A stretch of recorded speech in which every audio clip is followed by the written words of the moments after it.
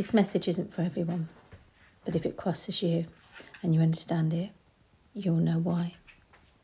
For 25,000 years, this planet has been kept prisoner, really, so that we, beings of light, can feed these other beings that have been siphoning our energy. Your energy is the currency of this planet, not money. Money is just a control mechanism. Money is now just energy as well. But these beings, they have no empathy. They have no love. They devour. They just constantly devour. They keep you in a low, miserable state, focusing on the lower chakras of sacral and root to be focused on money and sexuality and relationships to the world, and the two lower chakras. And it's been working for a long time, 25,000 years. But now we are waking up as we were always meant to.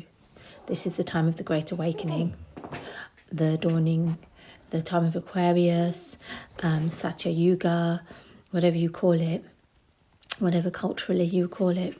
This is the Great Awakening, where we now remember our connection to source energy. You may have seen my post about the toy maker. It's the truth that these beings have been feeding off us.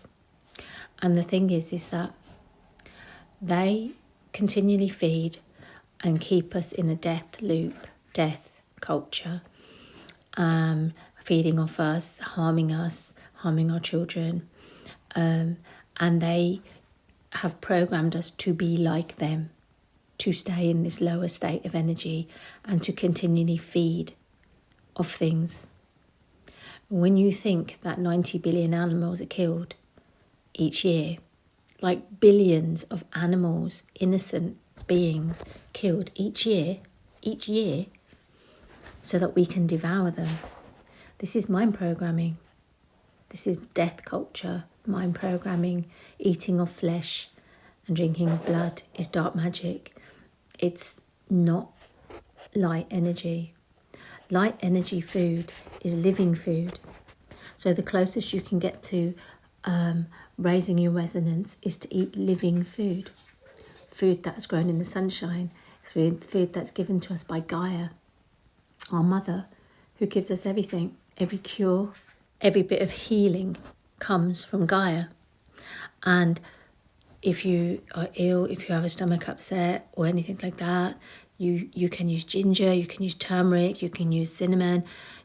And when you flow, get into the flow state, harmonize your body to marry up with light energy, your health will return, your youthfulness will return. Everything returns as you align back to the true light that you are. So leaving the death culture behind is powerful, because to be able to torture animals and keep them in complete misery and cruelty and torture for their entire lives and then to kill them heartlessly, that's not who we are. Who we are healers. In our very hands is healing. In our hands we have chakras. So when you rub your hands together, you generate energy. When you rub your hands together and you stroke animals, you're healing them and you're healing each other. We are healers. We are the keepers of Gaia. We are light beings, beings that channel light. That's who we are. That's why we go out of our way to help each other. That's why they keep hidden the things that they do, like the farming, the meat industry. I mean, how can you say this? How can meat be an industry of living things? It's heinous, horrid, horrific what they do to these animals. And they keep it hidden from us, because if we knew, we wouldn't want it. You wouldn't want to eat. You're literally eating death and torture and blood and murder on your plate. So every time you choose that, you're choosing to stay in a death culture. Even through religion, even through everything, they try to push this death culture. Everything is 80-20.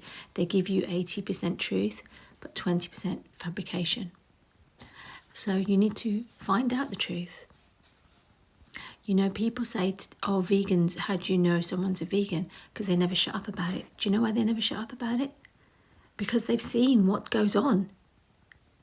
And when you've seen what goes on, you can't be quiet. You cannot stand by and let it happen. Your heart breaks. You cry every day for the cruelty. That their cries fall on deaf ears. They truly are no different to our cats, to our dogs. It's all the same. If you couldn't eat a dog, you couldn't eat any of these animals, because when you get to know them, they all have personalities. We are not living here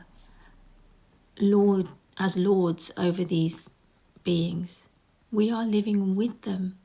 They are living on this earth with us, not for us. And they can teach us a lot of things. They can teach us a lot. They can help us a lot. And you know, the funny thing is, I haven't always, I used to eat meat. I used to be part of this death culture. And now I'm not. And you know, the only thing animals need from us is forgiveness. Forgiveness for every mouthful of torture and harm. And when I meet people, like other people who are vegans and people who won't eat meat, they just have a different energy, pure, because they're more connected to Gaia, to spirit, to earth, to nature, because that is who we are. We live on this planet, and it is a great symbiotic relationship that we have with the planet and all the beings on it, including other humans, including the plants, including the animals. We all need each other. And when we see this, we see the true beauty and wisdom of Gaia, who gives us a home on this planet, just as she gives all the animals on the planet a home. And so we need to find our harmony, find our humanity, and connect with spirit, and purify our energy, and eat living food, because we are not carnivores.